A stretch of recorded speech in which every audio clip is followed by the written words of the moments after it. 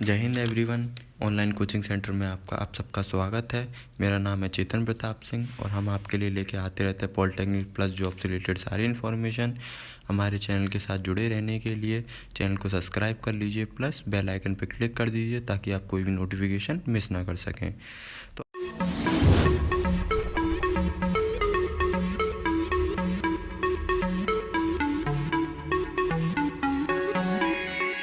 आज हम बात करने जा रहे हैं इंग्लिश के बारे में। जैसे कि आप सब लोग जानते हैं कि इंग्लिश बहुत ज़्यादा इंपॉर्टेंट है और बहुत सारे एंट्रेंस एग्ज़ाम्स हैं, जैसे दिल्ली पॉलिटेक्निक हुआ, उनमें इंग्लिश के क्वेश्चंस आते हैं। तो आज ये इंग्लिश का पहला लेक्चर है, तो आज हम सिलेबस के बारे में जानेंगे कि सिलेबस का है क्या क्या।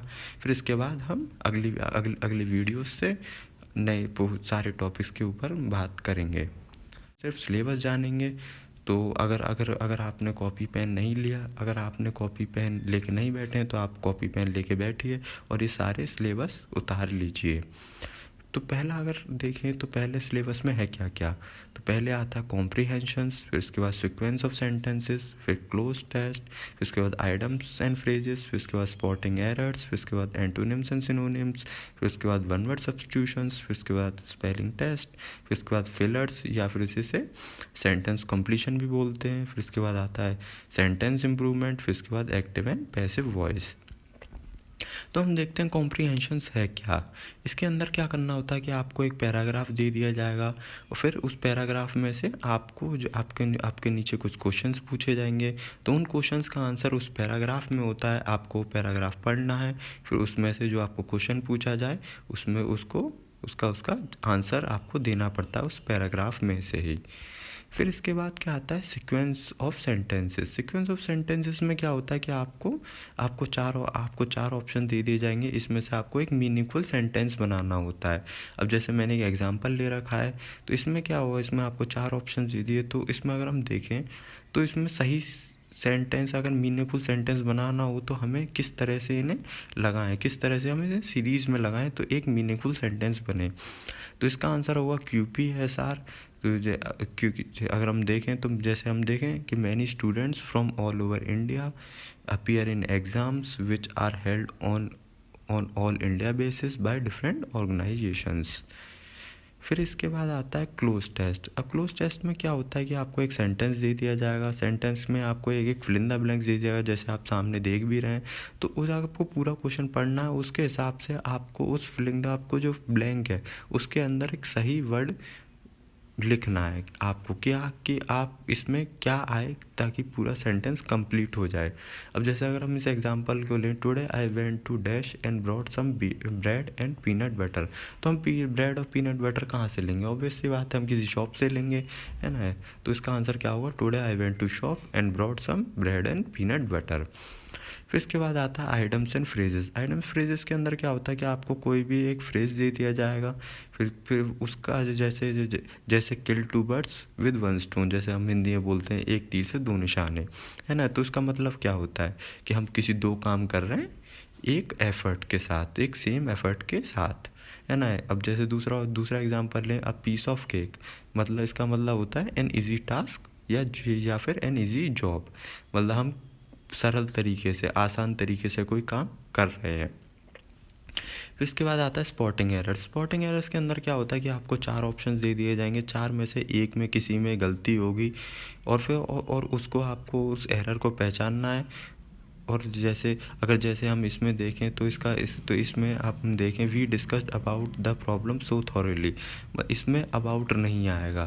तो इसका सही आंसर क्या होगा, we discussed the problem so thoroughly. तो इसका तो ये आएगा, क्यों आएगा ये मैं आपको अगली वीडियोस में बताऊंगा, कोई घबराने वाली बात नहीं है। फिर इसके बाद आता है एंटोनिम्स एंड सिनोनिम्स। एंटोनिम्स क्या होते हैं, एंटोनिम्स होते हैं अपोजिट मीनिंग, हमें अपोजिट मीनिंग निकालना है, जैसे अचीव का हो गया फेल।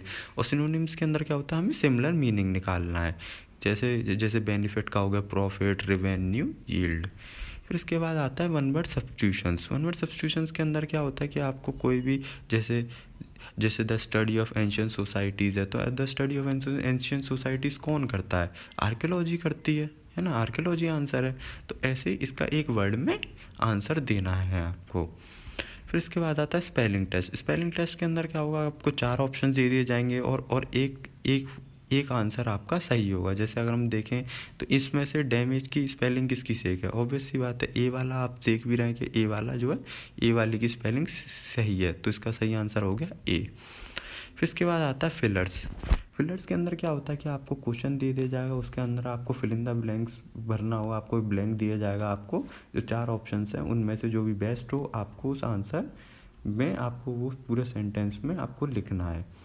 अब जैसे हम इस क्वेश्चन को देखें, dash my next exam I will need to commit myself to studying every day, तो इसका सही आंसर क्या होगा, if I want to pass my exam I will need to commit myself to studying every day. कैसे करना है, क्या करना है, ये मैं आपको अगली वीडियोस में बताऊंगा। फिर इसके बाद आता है सेंटेंस इंप्रूवमेंट। सेंटेंस इंप्रूवमेंट के अंदर क्या होता है, आपको कोई भी क्वेश्चन दे दिया जाएगा और कुछ पर्टिकुलर वर्ड्स के नीचे एक डैश दे दिया जाएगा, तो उस डैश में से आपको देखना है और आपको जो 4 ऑप्शन दिए जाएंगे कि उसकी जगह उन 4 ऑप्शंस में से क्या सही वर्ड आपके लिए क्या सही होगा। अगर आपको लगता है कि कोई भी सही नहीं, यही सही है, तो आंसर हो जाएगा नो इम्प्रूवमेंट। तो अगर हम इसमें देखें तो इसका सही आंसर होगा, had the room been brighter I would have been able to read for a while before bed time. फिर इसके बाद आता है active and passive voice. Active voice में क्या होता है कि आपको सब्जेक्ट वर्ब के ऊपर बात करता है, और पैसिव वॉइस में क्या होता है कि वर्ब के एक्शन के ऊपर बात की जाती है। तो जैसे अगर हम इसमें देखें, we are going to watch a movie tonight, ये हो गया एक्टिव वॉइस। अगर हम इसका पैसिव वॉइस देखें तो इसका पैसिव वॉइस होगा, a movie is going to be watched by us tonight. तो हम अगली वीडियोस से आपको सारे टॉपिक्स क्लियर करते चलेंगे।